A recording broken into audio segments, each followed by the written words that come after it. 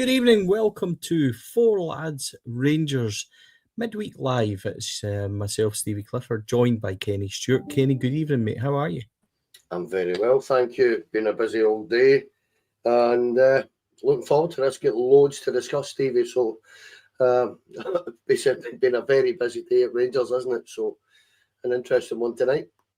Yeah, there's an absolute load of transfer news this evening, and there is an absolute load of things to discuss.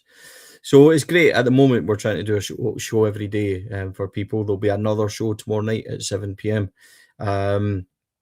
Andrew Ross Clark makes his debut on Four Lads. Ross, a long-time viewer. We're looking forward to having Ross with us. I think Rob's jumping on as well, so they'll be previewing the Dundee United game. Kenny and I will touch on that this evening. With no show on Friday night, with the game being live, we'll go straight afterwards as well. And hopefully you'll get some match reaction from Amrit and I, who should be at the game. So just before we get into things, a huge thanks to our sponsors, CBD Oil Scotland. You can get 30% off on discount. On the website by quoting Four Lads, Candid, LBJ Consultants, Elite Scooter Scotland. I always struggle with that. Metaclad, Four Lads official roofing partner. Aesthetics by Sharon. Brilliant business with cosmetics and things like that. One to book. If you want to do that sort of thing, you can get 10% off by quoting Four Lads when you book. So please do so. Denhay, which is quintessential British bacon, which we're delighted to be on board, and we'll be doing things with them coming up soon. Hoping to have Paul Merson, Matt Letizia and things on the podcast, and they work with Denhay. So these are all exciting things for us to do. So you'll hopefully look forward to promotion with them. On to news for Four Lads today, Kenny. We did some promotion today with the warm-up show. Some of you may know that. Chris Boyd, Sam North, Stephen Naismith are the regular guest. James McFadden as well, working with William Hill. We did some of that today. There is a members only video that can watch that today. Exclusive interview with Stephen Naismith on the state of play at Rangers, Derek McInnes's appointment, whether or not he feels that Rangers will win the title this year. Spoiler for everybody, Stephen thinks it very well could be Rangers' year. A great insight into Derek McInnes and things like that. We also spoke to James McFadden off camera, who was absolutely brilliant with us. James is somebody that in the press conferences and things like that is a brilliant person to deal with and great with fan media. So he had a lot to say. Interesting discussion on Motherwell as well. He thought they were excellent last week in the European game, Kenny.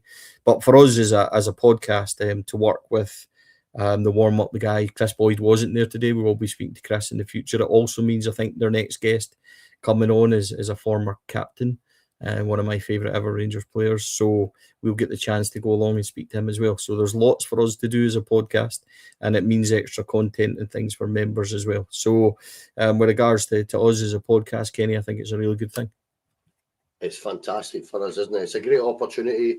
The warm-up's a class show, and we're delighted to be involved, aren't we? It's absolutely fantastic. And at the end of the day, mate, it is all about getting quality content out for us, and being associated with the warm-up there is nothing but perfect for us and allows us hopefully to grow the way that we wish to. Yeah, absolutely. As I said, it's good. It was a good insight in today. I didn't speak to Paul Hartley. Incidentally, if I was to, I would maybe ask him what it was like to celebrate that goal the day that Rangers beat Dundee United up at Tannadice, and there was that very Operation Tango, wasn't it? Remember the big famous follow thing and the roar went up at Parkhead and stuff like that. I did have a chuckle when I seen him and thought, I wonder if he'll come on to Four Lads and answer that question. How did that feel, Paul? But the big news today, Kenny, and there is several bits of big news from presser and things like that. Lawrence Shankland has been named as the Rangers captain. What's your immediate response and thoughts on that? Delighted for him. Not entirely unsurprising. He was Derek McInnes's captain last year. I heard Derek talk about it today and said that he was a captain at Hearts before. And when he got there and he saw how he led the dressing room, he had no reason to change it. I think it's good. I think it shows you the trust that Derek McInnes has got in him, that he's a leader of men. And that's all we're looking for at the end of the day, Stevie. Lawrence talked about it himself and said that he expects there to be a number of leaders in the dressing room anyway. So it is figuratively an armband.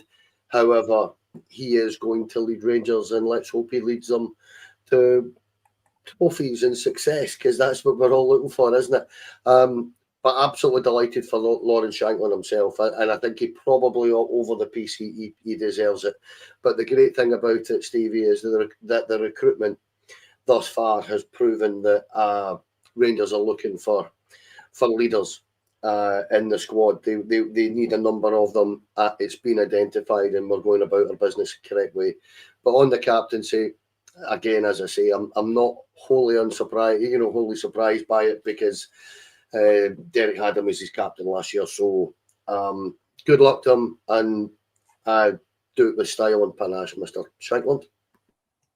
Yeah, absolutely. Look, we it's been subject of debate, isn't it? Lawrence Shankland was my choice, and then it was Ben Godfrey. To speak about Ben, I understand the loan thing. If it wasn't going to be Shankland, I really like Ben Godfrey. I like a centre half, Kenny being my captain. I understand completely the whole loan thing with people. I don't quite agree with it.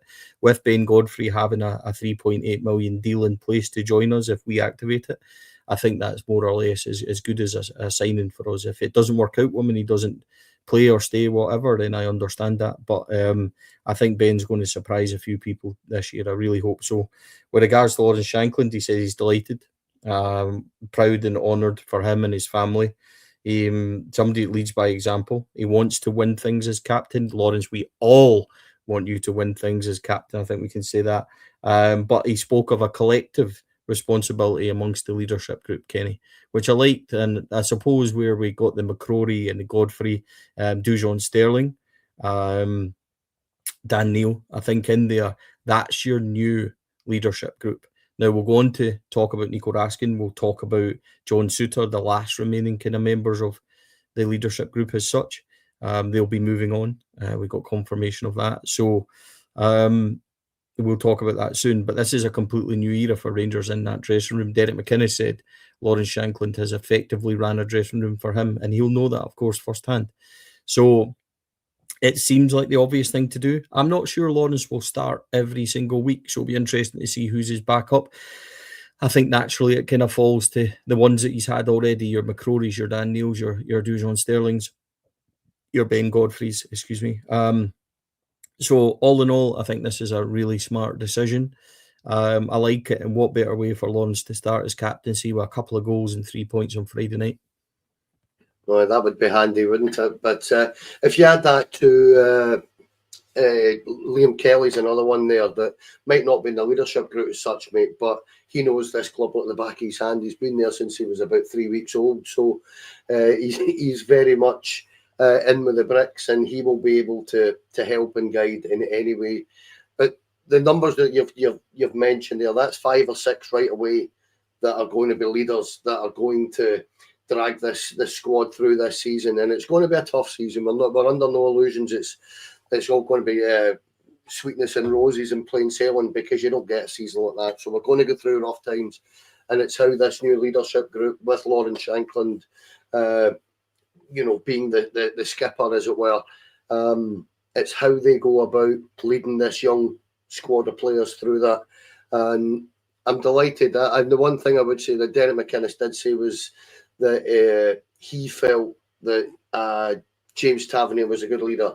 However, he kind of questioned the leaders behind him, which shows you that Derek himself has perhaps looked at the leadership group from the previous years and thought that's not strong enough. So I'm delighted with this. Actually, I do. I think when you consider Dan Neil's been a captain, Ben Godfrey's 28, he's got Premier League experience, and everybody that you've mentioned there, Stevie, Dujon Sterling been at the club a long time, Ross McCrory, bags of experience, knows this football club, where I get the personal feeling that we're in a much better place at the start of this season than we have for a number of seasons. I don't know how you feel about that, but it's kind of where I see it. Yeah, I think, look, I have spoke about this. and we never really know what goes on in the dressing room, but there was enough to suggest that it was time for a clear out. It was time for some freshness. It was time for some voices that have been there for a while to move on. A bit of staleness in there, so a fresh new outlook. I still think that the biggest signing we've made this summer has been Derek McInnes, and I think he's going to be key to absolutely everything. Obviously, with Lawrence Shankland being in there, being the voice, he's calm. He knows what's required. He's waited all his life to get here, but so I don't see him passing this opportunity up easily. He's the Rangers captain, and by God, he will be sitting tonight bursting with pride, but he'll also be sitting tonight going, I don't want to be Lawrence Shankland, a loser captain who didn't do anything. I want to be Lawrence Shankland who wins leagues and trophies for Rangers. So as far as leadership throughout the squad, there's been, obviously Dan Neil, Ben Godfrey, Ross McCrory, Dujon Stelling have all had the armband, and I'm quite comfortable with any of them coming in to be back up to Lawrence. But I'm really happy with Lawrence Shankland being chosen. So as I said, look, it's the little 1% that are making differences, I hope, to our football club. Derek McInnes being there, Jim McAllister returning, Jim Gillespie leading, proper Rangers men, Alan McGregor back as goalkeeping coach. We've all wondered about Alan McGregor's professionalism. I've tried to kind of look at it as a positive, Alan being back. I watched Alan closely on Friday. There's a lot of clips from the training day, Monday, from the training day, and Alan was nothing but professional. Really good with the goalkeeper, some good stuff he was doing with him. Really, really positive, Alan McGregor, really positive. A lot of good saves, or what I might say good saves, and he was full of praise for the goalkeeper and stuff like that. So, yeah, I'm really pleased about the direction, and it's a wee 1% for me that I feel like we're getting right. So a lot of players returning to the club that know what it's all about, and with the experience of the league and things. So I'm quite happy. There's a lot more to be done, which we're going to talk about. But with regards to Shankland, I'm very happy with him as captain. Derek McInnes in his presser today, Kenny spoke well. He said the leadership group, he'll speak to them about it tomorrow. He wants a new. We're on the verge of announcing. We know the big centre half, which we'll come to. He wants another one by Friday, which is Markello, the winger from Coventry. We're going to talk about that as well. Injury news he spoke about today. Tello Asgard's been training well all week, so he's okay. He's fit and ready to go. Cammy Devlin's been working with the physio. He'll train on Friday with a view to playing on Friday night. I must admit, Cammy was strapped up on Monday. I spoke to him. He said he was okay. So hopefully, fingers crossed, he'll be all right. But that was the kind of injury news with regards to that, and always a kind of big question, isn't it? What's the squad like? And those were the two that we're waiting on. Devlin's the one I think we all need and want to be fit and ready to go for Dundee United. Yes, absolutely. Would love to see Cammy Devlin fit and starting, because I think he's made a hell of a difference in the 45 minutes he's played since he came in, mate. And I would look at the overall kind of, the overview of it, if you like, that we've come through 6 games in pre-season, a hard shift, double sessions, and a lot of work put in. And all we have at this minute in time is a kind of 50-50, so to speak, on Cammy Devlin and whether he'll start. So we've got an almost perfect bill of health, which is fantastic to come through pre-season and not pick up one or two kind of, not serious, but injuries that keep people out for a few weeks or months. And that's all you can hope for, mate, that you've got literally a full squad to choose from. So fair play to Derek McInnes. The pre-season seems to have worked well. In that sense, that he's got them all up to speed. I thought on Sunday they looked much, much sharper again, even from Wednesday last week. So they are almost good to go. Derek said it himself that he felt that was them. They are fit, just get the real football started. So on what he said, the longer Derek McInnes has been here, the more impressed I get with him. Even just listening to press conferences, Stevie, he's got an air of calmness and an authority about him that It's been really impressive so far, and I'm beginning to get the feeling he's exactly what we've been needing. And let the good times roll, let the season kick off on Friday, because, as I say, he spoke very well and just said basically what we all wanted to hear, didn't he? So delighted again. Yeah, with good coverage today on the website. I know a lot of websites put up the interview stuff, but we have full coverage of Derek McInnes and also Lawrence Shankland. Rob also does a kind of intro and gives his thoughts, and it's all part of the new kind of content we're trying to do.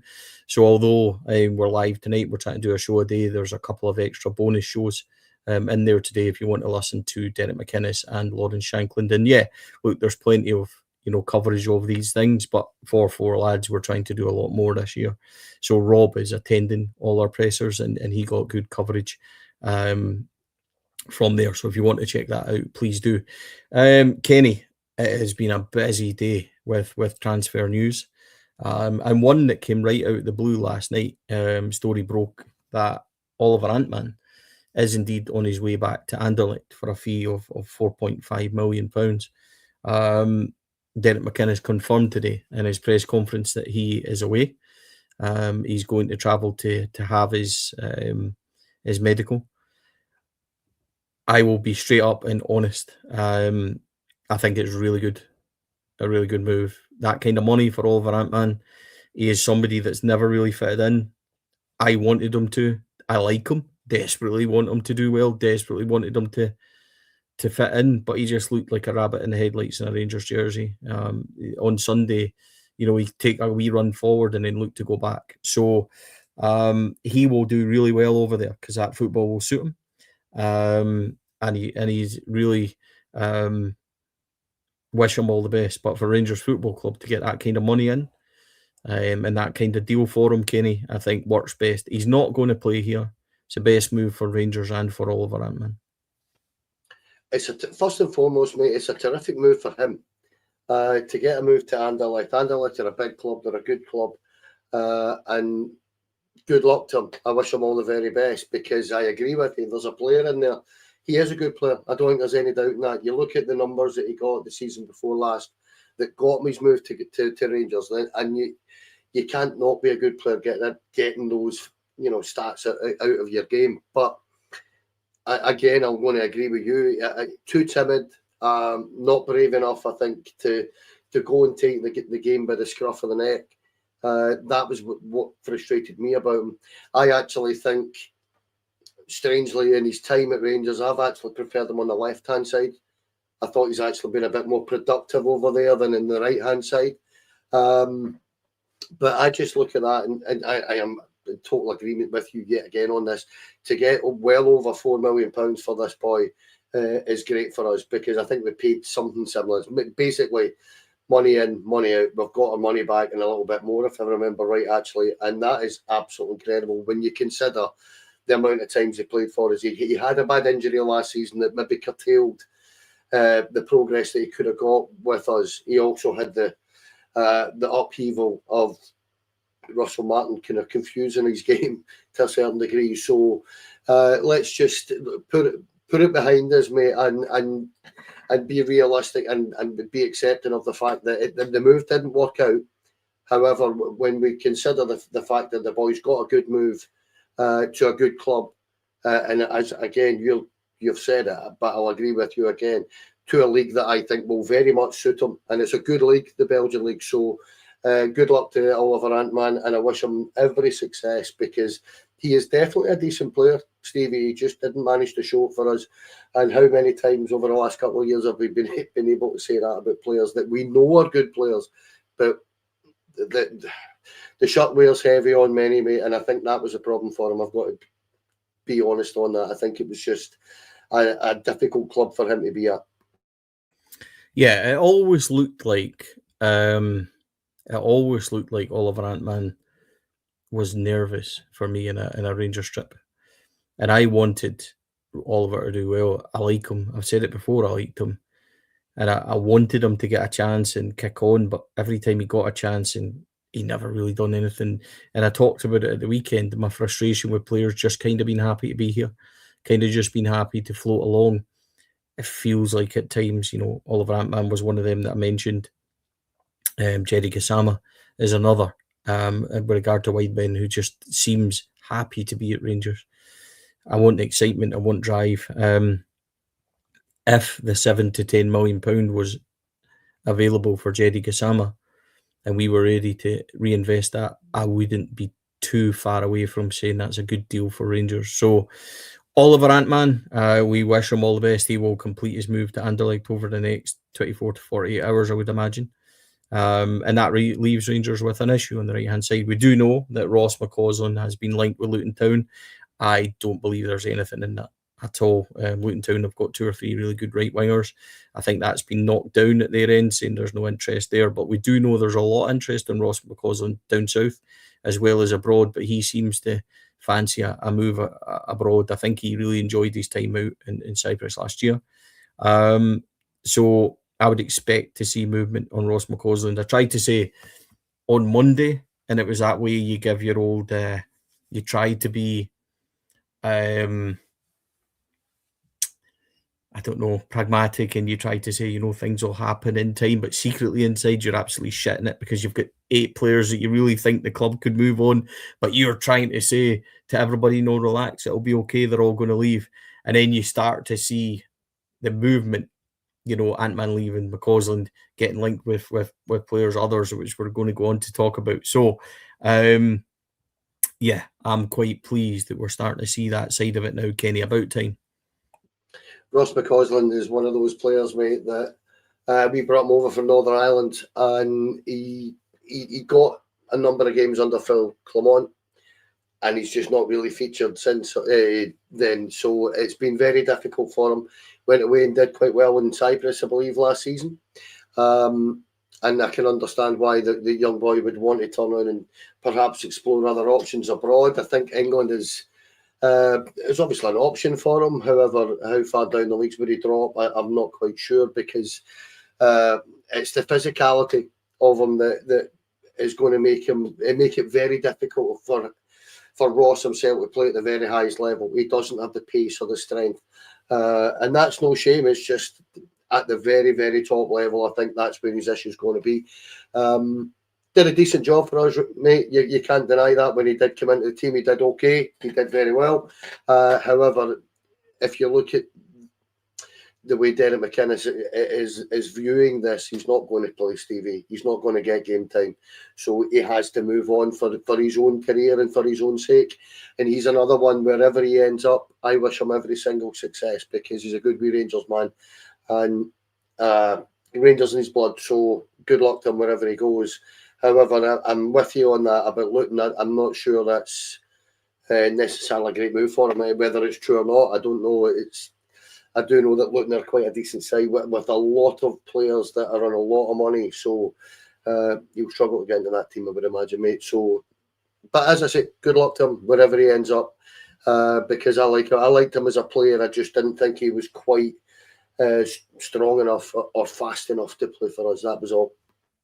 Yeah, listen, Ross McCausland, I beg your pardon, is somebody that lived his dream, didn't he?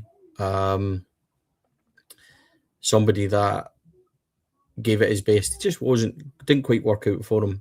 Whatever his next move is for Rangers, with a year left, get him out playing first team football. It's another body that isn't going to play for the football club. And we wish him all the best. Ross is a great young man. Really has never had an issue at the football club. Always trains hard, works hard, the ultimate professional. So I wish him all the very best. I really do. Talking about more exits in a minute, just a huge thanks to Davey Boy, who's become a YouTube member. Thank you, mate. And also to Paul Sturrock, who has gifted 10 Four Lads as a Dream podcast membership. Paul, thanks for your continued support. Absolutely fantastic. Thank you so much, mate. To become a member and get a free membership trial, like Paul is gifted here, you just need to subscribe and like, which is free to do so. So thank you very much to that. Davey, thanks for becoming a member as well.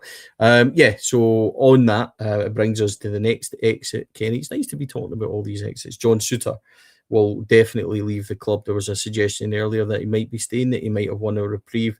Club have shot that down pretty quickly. John will leave. He's close to leaving. He's talking currently to Leicester and to Swansea. Undoubtedly the right thing. When he does move on, Rangers will move for another centre-half. Derek indicated today that he wants another centre-half. So John Suter's time at the football club is over and has been confirmed as over. Rangers will look to get as much as £1 million for him. Kenny, it's one that I think is best for everyone.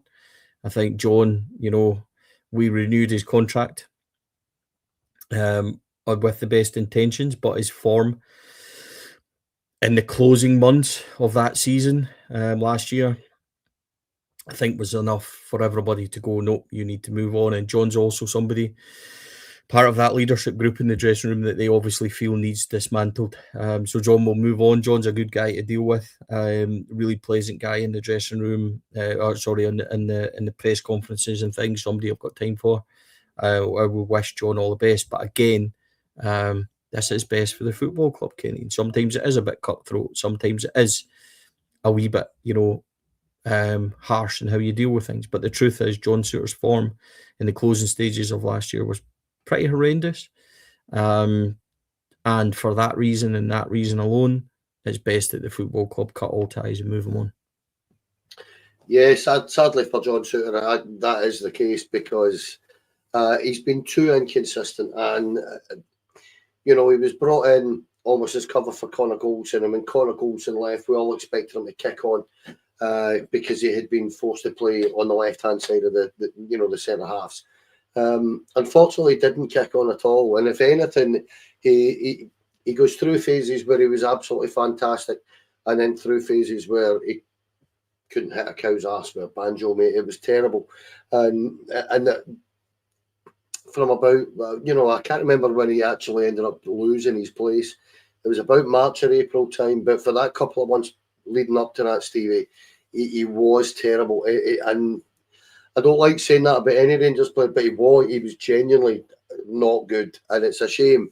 And as I say, he's just been a little bit too inconsistent for me.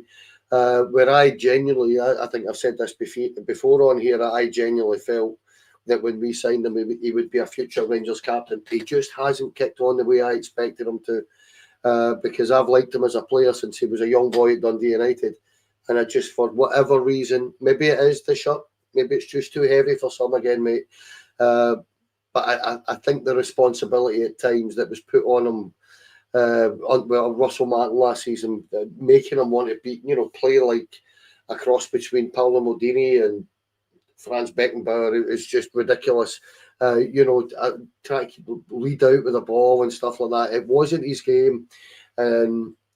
Listen, and wherever he goes, but Leicester and Swansea are both good clubs, good big clubs, mate. His brother's down at Leicester. I don't know how you feel. I'm not sure I would fancy that necessarily. Playing next, side by side with my brother, that could be quite difficult. Swansea are in a higher league. They're in I think they're in the Championship, aren't they? So that might be the move that he goes for. Who knows? But again, without being too mellow about it all, I would wish him all the very, very best. Good luck to him wherever he goes. But yes, I agree with you. When you consider that he was part of the leadership group, and you see that has literally, from the minute Derek McInnes has come in, slowly been dismantled. He's the final part of that wall, if you like, of that's been smashed. It's that simple. And yeah, I think it is time for him to move on. And as you said, it's the harsh reality of football, mate. It's cutthroat. Yeah, absolutely is. Another new member. Big thanks to Papa Callan Roman, who some username that is, but welcome, my friend. If that's a picture of you with the kids there, absolutely brilliant.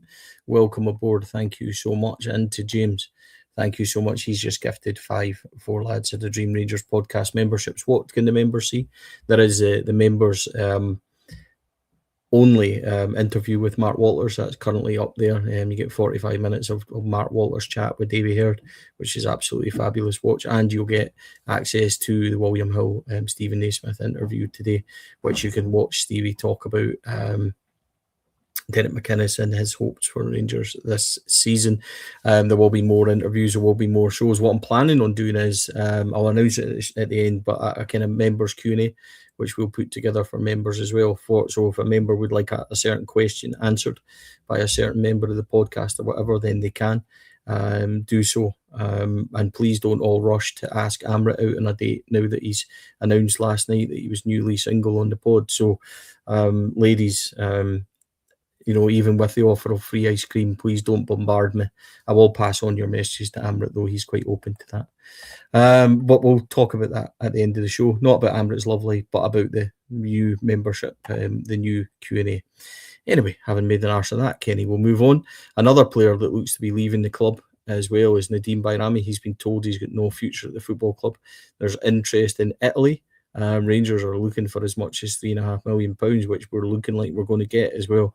Reports are that he's very close to an exit, which is interesting. We've heard this before. We heard it about John Souttar.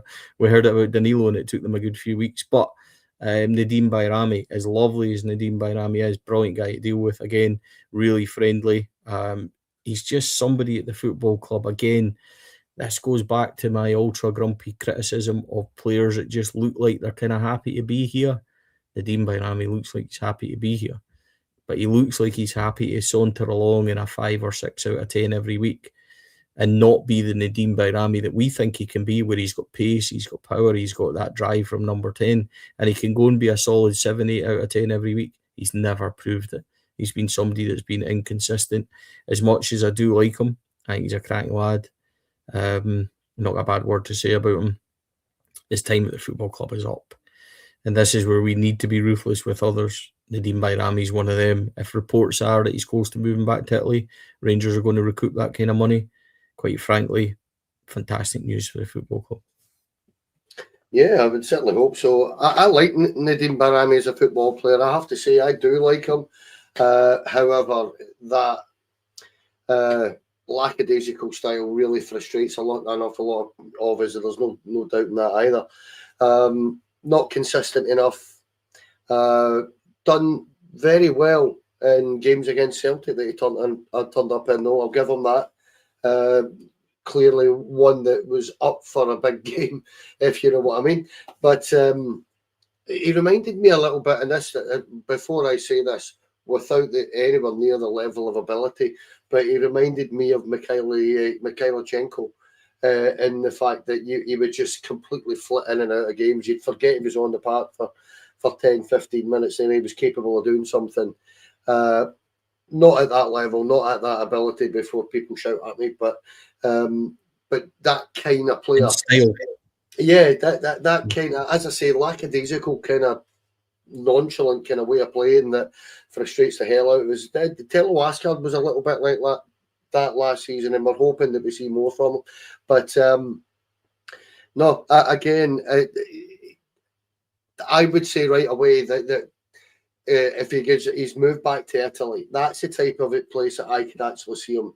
That mid-table club in Italy, that a Serie A side that's capable. He is more than capable of playing in a team like that and looking very decent, because it's the style of football that's going to suit him, where it's just that little bit slower, a little bit more technical, and he is a very technical player. So I would say if we're getting that kind of money for him, again, we're getting money back and more. You've got to turn around and say that's a fantastic piece of business for us, Stevie, and allows us to invest in those wide areas now with a few of these guys going, that we can really properly try and invest quite heavily in those areas of the pitch that make a difference. And that's the issue I have at this moment in time where we are. We need those difference makers, and I think if we can get these deals done quickly, then we are going to be in a position to kind of do that fairly quickly as well. I would hope that's the aim, that's the target. But again, I wish Nadeem Bayrami every success wherever he goes. Likeable person and a very tidy footballer, mate. There's no doubt in that. Just perhaps not suited to our game. Yeah, it's just somebody, look, that isn't going to fit in with Rangers. I think as well, you need to be realistic. And again, people are going to think this is harsh. And I go back to Mohamed Diamande as being one of these ones. See the guys that have been here 2-3 years and they've never really kicked on. I think it's time to move on. And I put Diamande in that bracket. I put Bayrami in that bracket. How many chances do we want to keep saying? How many times do we keep saying, well, Mohamed Diamande is capable. Nadeem Bayrami is capable. You could even argue Nico Raskin's capable, but they consistently don't do it. On Nico Raskin, manager confirmed today there was no bids in. Had to laugh at that. I think that's quite interesting. There is a number of teams talking to Rangers about Nico Raskin, a number of them.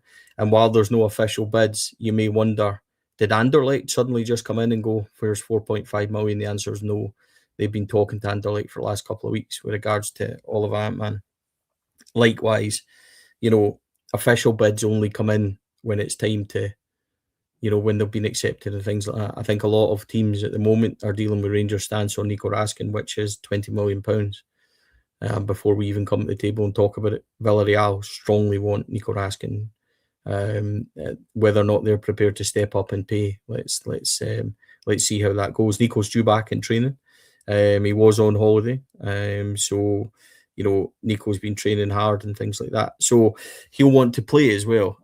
My personal opinion on the whole Nico Raskin thing is, Nico himself will tell you he doesn't want Rangers not to get the fee that they deserve for him. He's hugely appreciative of the football club, and he wants to see Rangers get the best source of income. The best source of income for Rangers is to sell him at this moment in time instead of waiting for it to go down. And also the other thing is, see if Nico, who's had a brilliant World Cup, wants to go and test himself, he needs to move on for Nico's own good as well, as much as for Rangers' own good. If he moves on and we get that big deal for him and it's fantastic money, I wish Nico all the best. That's been a brilliant transfer for Rangers, in for $1.5 million and sold for mega money. Wherever we do the deal, if we get a deal 18 million, 22 million in that kind of bracket, I think that'll be a tremendous amount with a sell on for Nico Raskin. So hearing the thing about no bids today did make me smile. It's a lot different than saying there's no interest in Nico Raskin at all. Nico might be one that goes into the season, into the next coming weeks, but we just need to wait and see with that. But I think everybody would kind of agree Nico's another one, not in a bad way. Look, Nico Raskin's a fantastic player, but for his own good and for our own good, that kind of money, we'd love him to stay. If he was going to sign a new deal, make him captain, let him stay. It's not going to happen. Nico's time to move on is now. And I don't have an issue with that because it's best for the football club and it's best for him. So with Nico Raskin, I 100% expect in the coming weeks that Nico Raskin's time at Rangers will be over. And I would also hope that Rangers get the very best price for him, Kenny. Yeah, I think 20 million is reasonable. I don't think it's pie in the sky either. I think Rangers are quite right to sit there and say that that's what we want for him. He's had a fantastic World Cup. He got the quarterfinals with a good side. He looked very, very comfortable and one of their best players in that World Cup. Technically very gifted, and when you've got a bundle of clubs from the top 5 leagues all interested in this guy, then Rangers are quite right to turn around and name their price and say, well, that's what we're looking for and that's the end of it. I agree with you on the fact that there's 2 years left on his deal. This is the optimum time to move Nico Raskin on for Rangers. More importantly for us as fans, for Rangers, that's what we have to do. We want to get our player trading model up and running and working properly. I have no doubt that Nico Raskin will be the one that does that, because I have been saying this for a number of years, that there is no question in my mind that Nico Raskin could play in any of the top 5 leagues and perform very, very well, because he has the talent to do it, and I expect him to do that. For Nico himself, yeah, again, if he wants to go and further his career and prosper and make a proper name for himself, with all respect, to the SPFL, he has to go and play in a bigger league. He might not get a bigger club than Rangers, Stevie, but you'll get a much bigger league and a much bigger platform to play on. And that's what, if you're Nico Raskin, you've really got to do that. You've really got to want to do that, and I believe he probably does. I know through you, because I know you know him well, and I know you're quite pally with him, mate. I know the affection and the affinity he has for Rangers. So when he moves on, he'll move on with a heavy heart. Now, I don't think there'll be any doubt in that. However, he's not stupid. He knows that for his career, he has to move on now. And the fact that you've turned around and said that he feels himself that he wants to make sure that Rangers get the value out of it is fantastic. And it's a mark of the boy who had to endure a horrific time at our club last season under the first manager we had last season, who we're not going to mention anymore because you keep pulling me off it. But it's true. He had a horrendous time under him, and very unjust, very unfair, and almost bullied, I would suggest, and picked on for no particular reason. So in that sense, good luck to the boy. And he is one of the very few players that we've had in the last few years, Stevie, that I can genuinely say that, see, when he moves, I'll make a point of watching the team that he goes to play for, because he's been my favourite player for the last few years at our club. And I really do wish him every success wherever he ends up. Yeah, let's see what happens in the coming weeks with Nico Raskin. I'd be surprised if he didn't move on. So it's one to watch. Other players will be leaving the club. I think Clinton Nsiala, I think it's pretty clear when the manager says, when we sell John Souttar, we still want another couple in defence. If I'm Clinton Nsiala, I'm pretty sure that he's already been told to move on anyway. But if I'm Clinton Nsiala, I'm thinking, what's happening there. So with regards to that, then I think Nsiala will move on. If you start to then tot up Ant-Man going, Nsiala going, McCausland going, Bayrami going, Ant-Man's out the door, you're up towards the kind of numbers we're looking for. Then you look at the first team players who might be leaving, Nico Raskin, in coming weeks. I don't see a future for Connor Barron, purely on the sense of the numbers. I think Connor Barron's knee injury is kind of, stopped that move, perhaps. So in the coming weeks, I think you'll see Connor Barron leaving the football club. I think Mohamed Diamandi will survive. I think Mohamed Diamandi, having played as much of the pre-season, I think Derek McInnes might see him as being one to stay. There's a lot of questions. Where does it leave Chukwani and things like that? There's so much competition in that middle. Dragicevic, Neil, Devlin, Chukwani, Diamandi, that's strong. Then you've got Lyle Cameron, what's happening with him in there. So there's a lot of decisions to be made, I think, at the football club in the coming weeks. But what you are starting to see, is that the players are beginning to go out, which I was always confident would happen, but secretly nervous while I'm wankily saying to everybody, I'll be fine, these players will go. But at the same time, I'm like, when are they going to go? So the big thing, Kenny, is that, that always, that's a kind of good thing to discuss for us in terms of players going out. In terms of players coming in, Derek McInnes confirmed today that Olefiu Makanya will be signing for the football club. 4-year deal. He sees him as covered at the back. I'll get some quotes up for you just in a second. A deal close to £3 million. I think Derek said that he fits the profile we're looking for, comes from a good league, good kind of profile and things like that. He's one that Rangers, he's confirmed it could be done at any minute. So again, we've spoke about him the last couple of days. We don't know a hell of a lot about the boy. He's a South African international. Went to the World Cup. He didn't star there. He's got a good profile, 22, 6'2". He plays right and left side of the defence. I think we still need another one, Kenny. I'll be honest with you. I think, 3 centre-backs. We know Ross McCrory can fill in.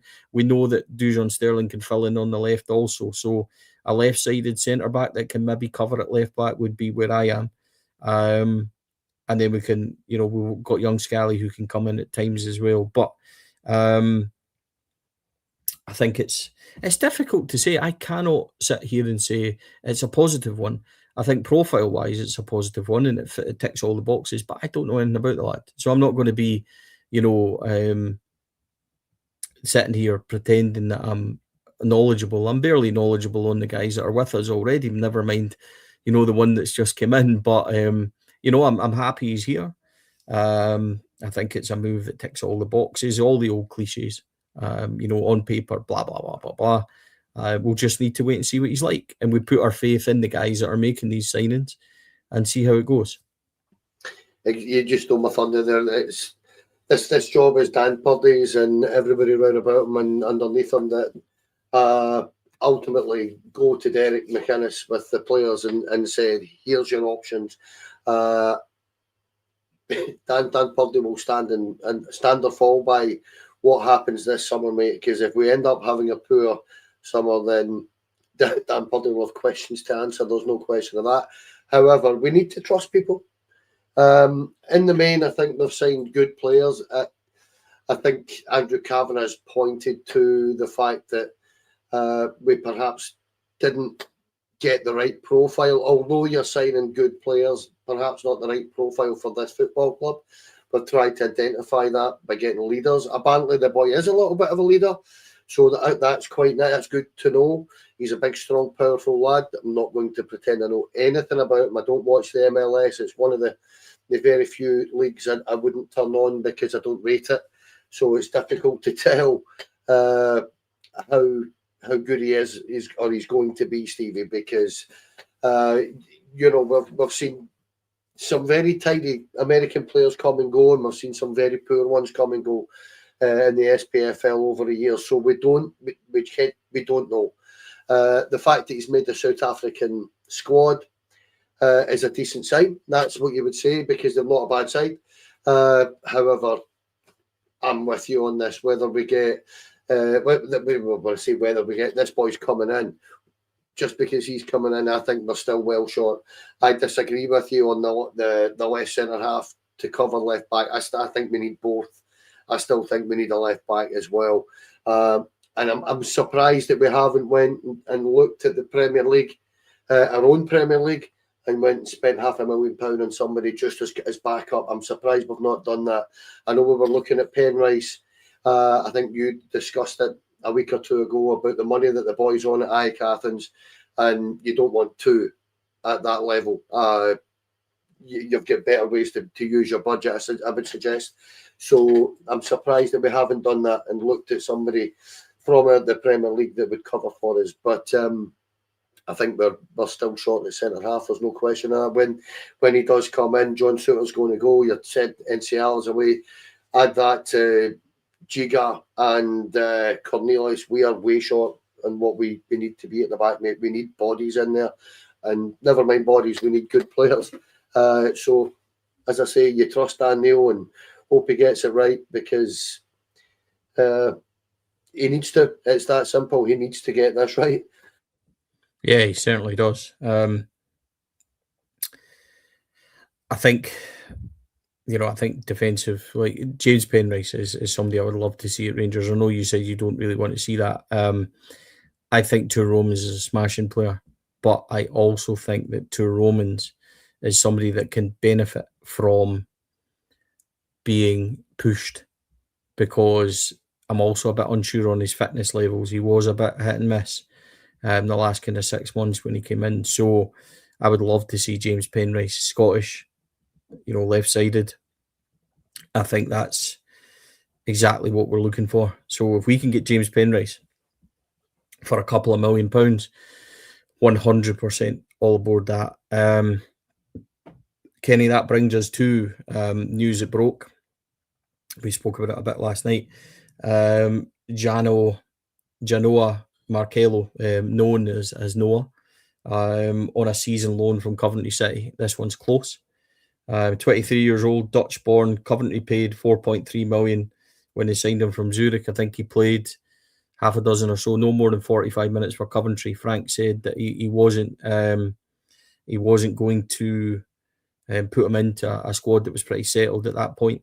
The Coventry kind of websites and things that I've looked upon said he looks dangerous, strong runner.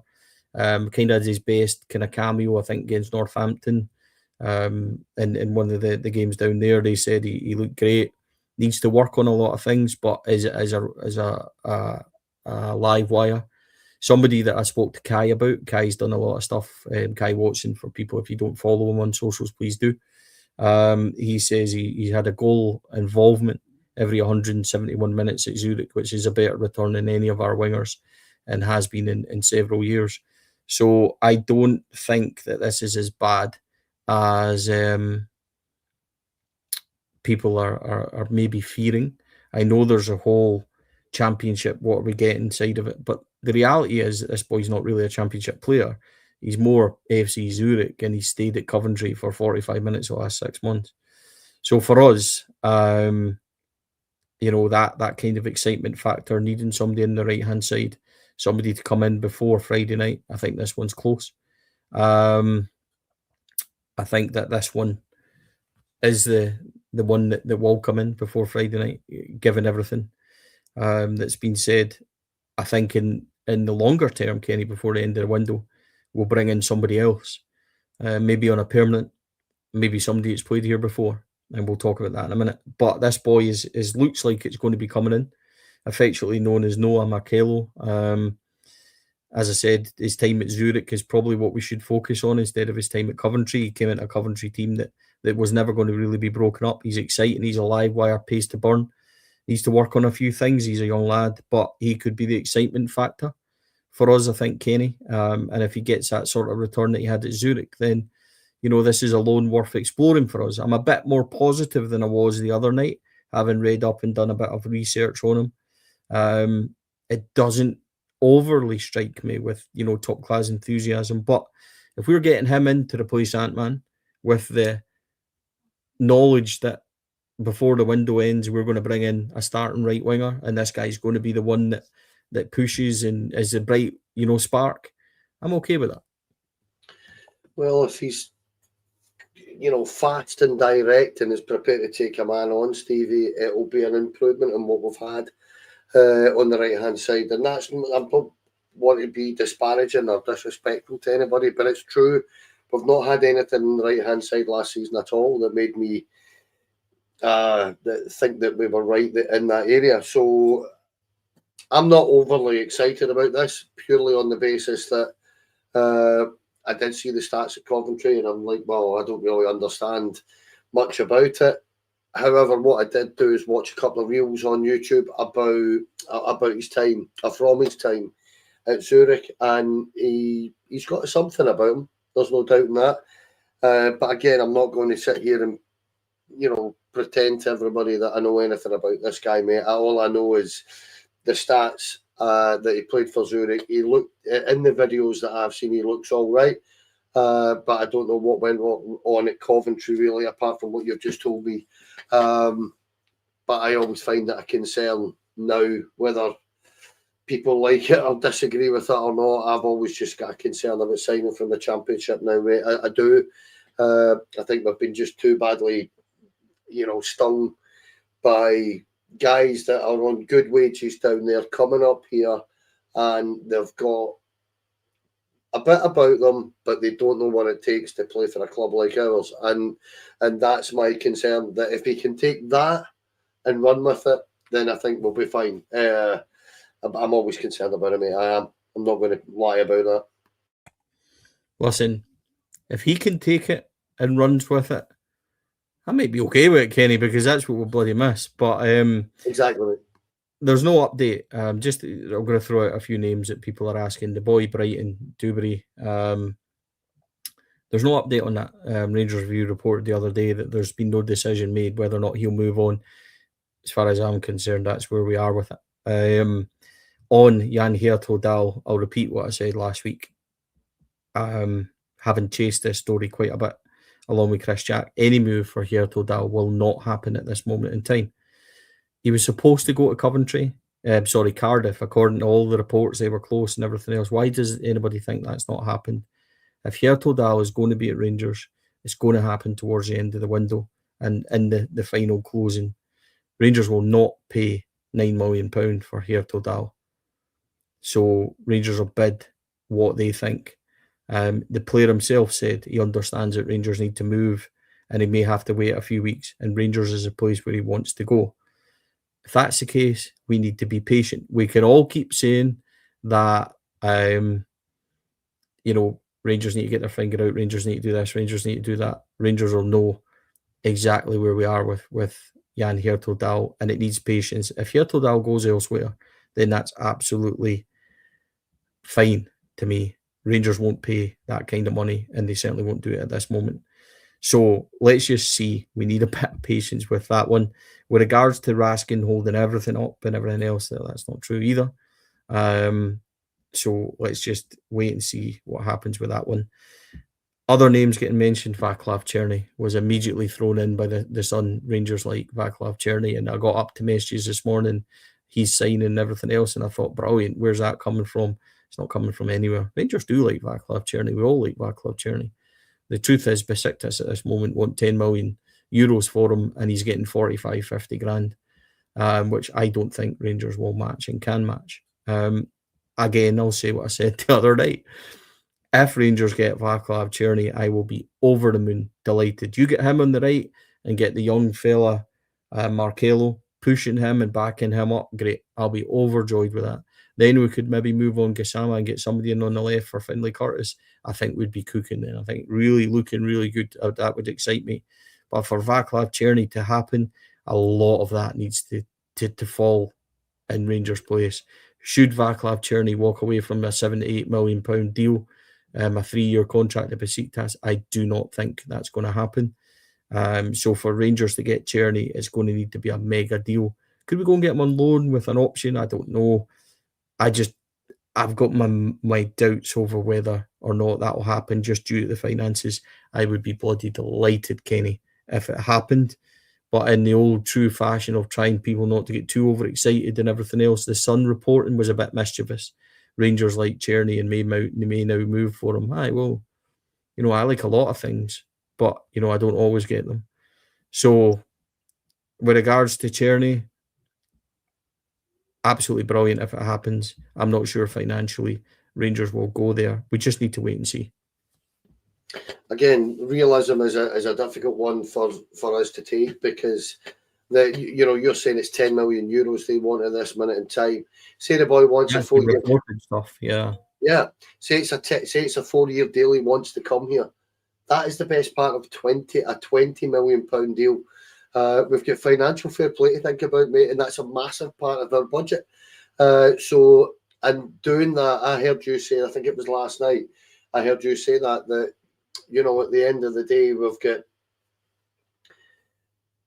that kind of outlay for a 28-year-old who's soon to be 29 with no real comeback at the end of that contract. You give him a couple of years, and all his value is going to do is come down solely because of his age.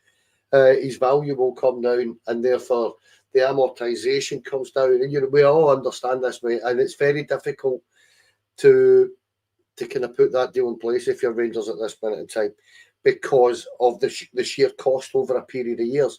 So if it can happen, I would be absolutely delighted.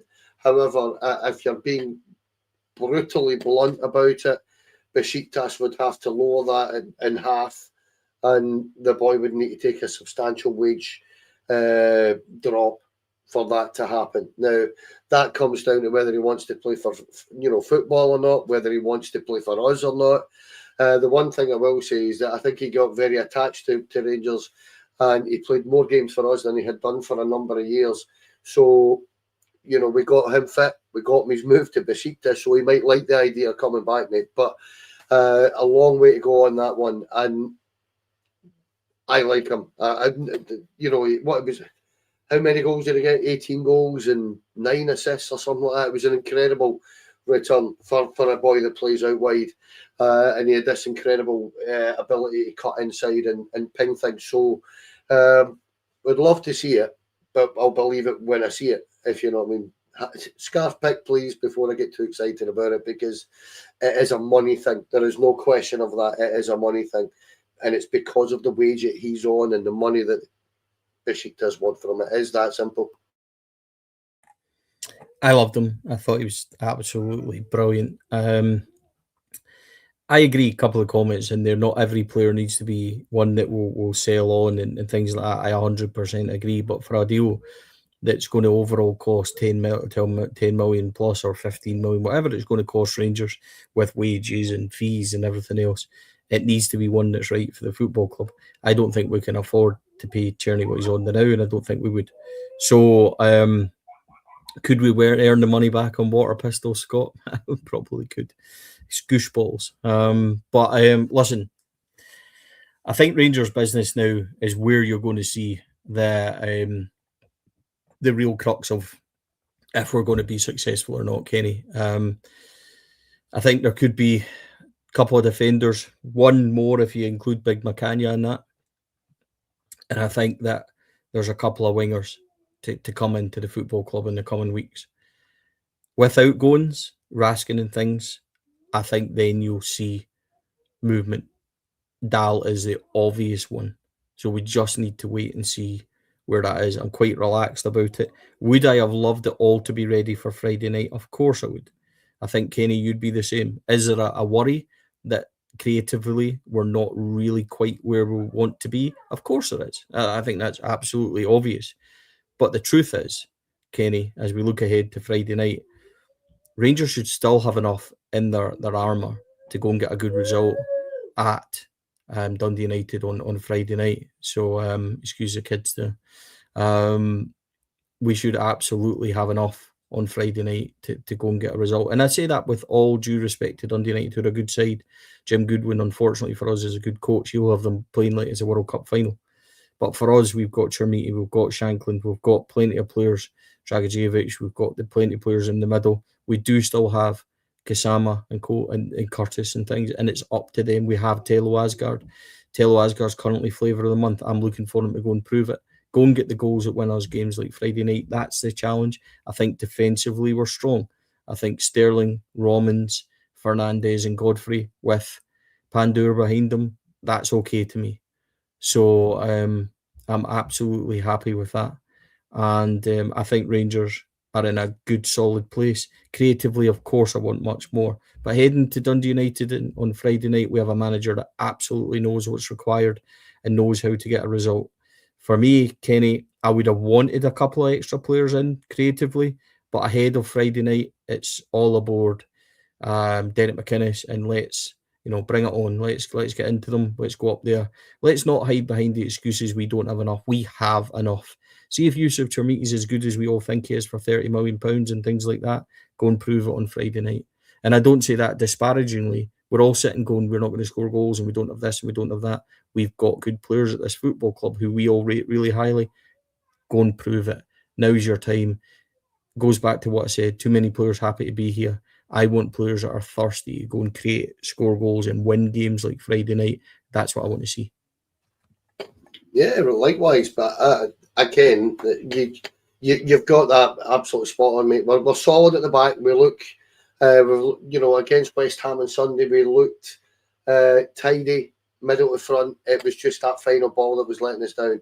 Now, with all respect to Dundee United, they ain't West Ham, so we should have enough about us. We've got a manager that knows this league like the back of his hand. However, I did the agenda for you last night, and I noticed that you didn't bother using it because I showed you all those Dundee United comings and goings, and it was quite mad. Jim Goodwin's got this habit of doing this every year. I didn't see that. I didn't see that. However, we could use it right now. I will refer back to it, Kenny. Yeah. And I apologise because you do the agenda for every show, and I do pay attention to it. But with being the hostess with the mostess, Kenny, there is so many comments. There's people to look after. I am not an octopus. I've done my best, my friend. I apologise. An octopus? Hmm? Yeah, right, okay. No, but anyway, I wasn't having a go at you, Stephen. Honestly, it was just the fact that I had did that little bit of looking, and honestly, he's got something like 14 out and 14 in or something like that, and he does it every year, and I don't understand how a manager can do that. And he looked a little bit like the way we've been for the last few years, and we've all sat and ridiculed ourselves with the amount of comings and goings at our football club. But theirs is absolutely bonkers. And that's the issue that Derek might have on Friday night, mate, is that he won't know enough a lot of these players. He'll have watched a little bit of them in the League Cup. I know he was up there last week watching them, wasn't he? I seen the picture of it. So I have no doubt in my mind that Derek McInnes will know them very, very well, know what Jim Goodwin's about, know what he's going to try and do with us at home, because I expect him to come out a little bit more than they would at Ibrox, but it's the first game of the season. It's a cracker, and I expect us to get 3 points, mate. I genuinely do, regardless to the... I did. Do you know what's funny? Him saying that. I think I did say Dan Neil. There's too many Dans and Rosses now. It's confusing me, and that's the issue that we have, is that we've got Derek McInnes there, mate. That's the bottom line, and I expect him to go and get the 3 points. And I think we've got more than enough about us. End of story. I was distracted trying to get a ticket, Macca. That is exactly the issue. I'll be delighted to be at Tannadice. I'm very grateful for everybody that's stepped up. Yeah, so on that, Kenny, do you know why I didn't see it? Because the message was so long and you had to click at the bottom to continue. And this is not a word of a lie. Lots of comings and goings up there. Jim Goodwin is a mentalist. He does this every year. That's the exact wording. So yeah, they've got quite a few. Amar Fatah, who was their kind of star man last year on the wing, they've lost him. A whole load of other players that are kind of in there. Max Waters, who I think started, Craig Sibbald in midfield. They've signed Jack Walton, Michael Forbes, Jesse Randell, Josh Rawlins, Lachlan Rose, Dylan Tate, Falkirk, I think possibly Dylan Tate came from. I don't know. He's the only one that I know out of this. Joran, Amisa, Ijesa, Mitsoku, Mehdi, Mergam. I butchered all of them, but it wouldn't be an episode if I didn't do it. So there's loads of things happening at Dundee United, and I suppose from that point of view, it might be a good time to get them because they're in a wee bit of upheaval. But at the same time, we don't know what you're getting. You don't know half of these players. Christian Karacites is away. There's quite a few names. Trapanowski's away. These were all pretty good players for Dundee United last year. They're all gone. I suppose we don't really know what we're getting. But yeah, Jim Goodwin, you're right. Everybody in the comments, he will have them riled up. He will play it like it's a World Cup final, season ticket holder at Celtic Park. He'll know exactly, or a regular attender at Celtic Park, whatever way you want to put it. Jim, we all know what who he supports and things like that. So it'll be a World Cup final for him. For Rangers, it's a massive game. I genuinely think you go and get 3 points on the board on Friday night, Kenny. Good start to league. It all snowballs. And that's got to be our focus on us. Go and take the game to them. Go and use these players that I've discussed. The challenge for the players, go and prove you're good enough. We're all talking about creative flair and we lack it. Well, Asgard, here's a chance. And I'm not just singling him out, but he's kind of the one that everybody's talking about. Finlay Curtis, the challenge is there. Jerry Gassama, look like you're interested. These are all things that we've got to do. Yusuf Chermiti, Lawrence Shankland, the firepower is there. Get the ball to them. Of course, Nick Walsh is the ref. We know what happens with him and his buddies, and the fourth official, Stephen McLean, is on VAR and everything else. So, yeah, we're up against it already. We know all that. But put all that to the side. Let's go and get that result and really go and take it to United. Get the result on Friday night. Good start for Derek McInnes, and then everybody's feeling a hell of a lot better. 3 points and down the road, mate. It is that simple. I don't care how we do it. I've got to be honest. Just go and get the 3 points. I think the way we've started league campaigns over the last couple of seasons, mate, it's imperative that we get a good start. I think I alluded to earlier on when I turned on and said that I feel that Derek McInnes knows our league very, very well, and I think he's managed to recruit individuals that will make a difference in away games like this. So being conscious of the time, mate, I'm going to kind of end it, that, wrap up what I'm going to say up there and just turn and tell you that I genuinely do feel that we can go up there, get the 3 points, get back down the road, and if you're being honest, we should expect nothing less. And I don't mean to be rude or disrespectful to Dundee United, but we are Rangers. Go and get the 3 points and get back down the road, lads. Yeah, absolutely. Would agree. thank you, everybody that's been in the comments. Thousands of you watching. Again, your support for us is quite unbelievable. We hope that we give you a good show. You're not always going to agree with us, and we certainly don't sit here, and I certainly don't think I'm, everybody's cup of tea or the voice for everyone. I just try and honestly tell you what I think. For Rangers, we try and bring you kind of what we would consider consistent and correct news from the football club. And we hope that the extra stuff, I don't know if a lot of people have been watching our socials. There's been so many clips and things. Calvin Nielsen, young Calvin, is now in charge of the socials, which is such a great help. There's more content going out. There's more everything. So I hope people are enjoying what we're trying to do. There is a coverage today, a couple of extra pods up there to go and watch the Shankland and Derek McInnes with reports from Rob, who was at the pressers. We're going to be at all the pressers. So we'll try and ask things, and Rob needs a wee bit of time to try and get settled in, but we're trying to do extra things. We will be live again tomorrow night, 7:00. Andrew, Rob, I think young Andy maybe, possibly, but a debut for Ross Clark. Ross used to be on the Blues Brother pod. Is Xander Clark's brother? A few people were asking, is that Ross? Yes, it is.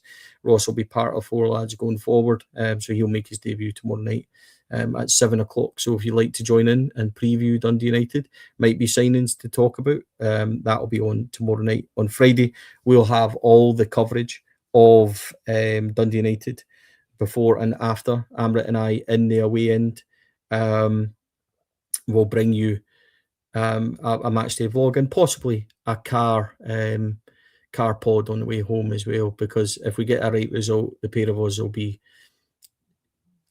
I don't even know how to put it, Amrit after a Rangers victory. Yeah, he's an excitable guy to be around. But listen, thank you very much for everybody in the comment.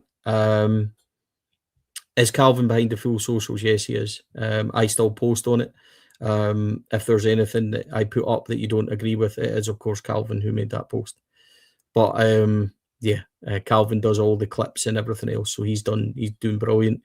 So we've made a few changes just to kind of try and get out more content and try and be up and coming. So hopefully that is what we're doing. Hope try and do a show every day.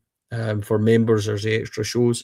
The truth is that when you're a member here and there's 1,300 of you, you're paying to support the pod, 99p a month, and that's what we do. It gets everybody new equipment and things like that, new mics, everything. So we really appreciate all the support. Kenny, anything to add, mate? Thank you for coming on. Really appreciate it. No, thanks for having me on, Stevie. Good show. Enjoyed it. Yep, onwards and upwards for Four Lads, mate. We've got big plans for the season, haven't we? We really do want to crack on and move the shows and the network forward. So delighted with where we are, and I thoroughly enjoyed tonight. It's actually a decent show with lots of positivity to talk about, mate. It's wonderful when you start hearing things about people going, when we're getting a little bit apprehensive, aren't we? That the season kicks off in 2 days and very, very little movement out the way. So we're delighted to see it's begin to kick off. That's it. Actually, just thanks to everybody that's watching. Subscribe, please subscribe. It helps so much. Subscribing and the members, it is just absolutely fantastic. And one fantastic big up to Calvin on the socials. What a difference it's made, isn't it? It's been fantastic. Yeah. Also to add, folks, on the 9th of October, we will play 442 again. Scotty Arfield's pub, we sold it out and done a brilliant show with Kevin Thompson last Friday. So much so that the pub invited us to come back every couple of months, more like a residency, which is ridiculous. But for us, it's a great venue. If people want to come and see us, we'll put up the tickets. Will be a tenner. And I think it's going to be all seating again. So we'll put that up soon. I'm trying to organise who's going to be the special former player guest. So we will have a guest with us as well. So thank you to absolutely everyone that makes these things possible. On behalf of Kenny and I, thank you very much to our sponsors this evening: CBD Oil Scotland, Candid, LBJ Consultants, Elite Scooter Scotland, Metaclad, Four Lads official roofing partner, Aesthetics by Sharon, which Aesthetics Lounge by Sharon, which is a brilliant store. You get 10% off and 30% off with CBD oil. If you mention Four Lads to any of our sponsors, you will get looked after, and you may well get discounts and things like that. Kenny will also give you a 10% discount if you mention Four Lads when getting a haircut at his shop as well, which he proudly tells me.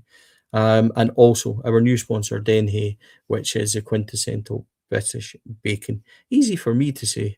We should just get better, easier sponsors for me to say, like gyms or something. So tongue twisters everywhere. Ladies and gentlemen, thank you so much for all your help, all your support. It's been a longer show because Kenny and I like to gab, me especially, but we hope you've enjoyed it here on this Wednesday. Back live tomorrow. All the reaction from Thursday will be live on Saturday night, live on Sunday night, live on Monday night. So if you're enjoying the show, please like and subscribe. If you want to become a member, all the details is in the description as well. Folks, have a great evening. Take care. Bye for now.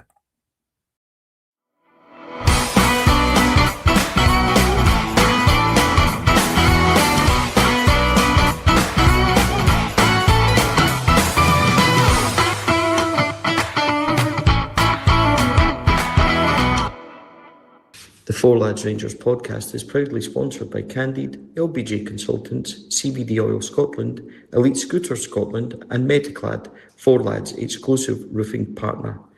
The Aesthetics Lounge by Sharon, Denhay, the quintessential British bacon. Thank you to all our sponsors, and in partnership with Black Rooster, Art of Gold, and Rangers Youth Development Company.